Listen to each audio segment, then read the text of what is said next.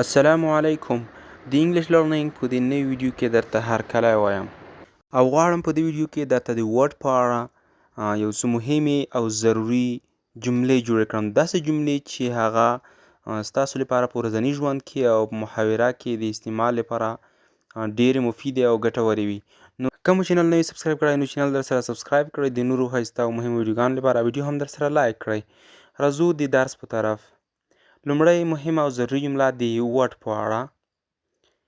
What are you doing? What are you doing? ته څه کوې؟ ته څه شی کوې؟ څه کار کوې؟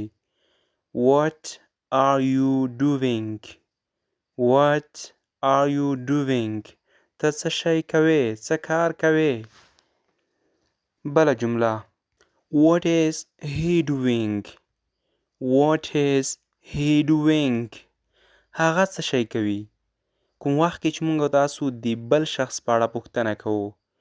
What is he doing? هغه څه شی کوي؟ څه کار کوي؟ What is he doing? بله مهمه او ضروري جمله. What is your favorite food? What is your favorite food? د خوښې خوراک د څه شی دی؟ کوم خوراک ډیر خوند درکوي؟ What is your favorite food? What is your favorite food? د خوښې خوراک دی کوم یو دی؟ یا څه شی دی د خوښې خوراک دی؟ بله جمله. What is the matter? What is the matter? څه مشکل دی؟ What is the matter? څه مشکل دی؟ What is the matter? څه مشکل دی؟ What is the matter? بله ضروري او مهمه جمله. What do you want? What do you want? څه شی غواړې؟ What do you want? What do you want? څه شی غواړې؟ محترم اورېدونکو، که چېرته موږ او تاسو تېر شویو مثالونو او جملې ته وګورو او ورته ځیر شو، نو په اکثره جملو کې what چې دی هغه د څه په معنا د څه معنا لري پښتو ژبه کې. یعنې څه شی، څه غواړې، څه کوې، څه نه کوې.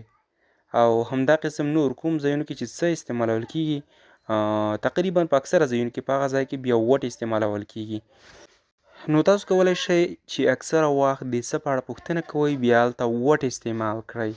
نو دغه وی د what په اړه یو څه مهمې او ضروري جملې چې در وړاندې مې کړې. دا مهمه ده چې تاسو باید د what د استعمال او د سټرکچر په اړه پوه شئ او په هغې باندې نورې مهمې او ضروري جملې جوړې کړئ. نو د نن ورځې درس په همدغه ځای پای ته رسیږي. د نورو درسونو لپاره او د نورو مهمو ویډیوګانو لپاره زموږ چینل در سره سبسکرایب کړئ او زموږ سره پاتې شئ. د اوس لپاره د الله په امان and have a good time.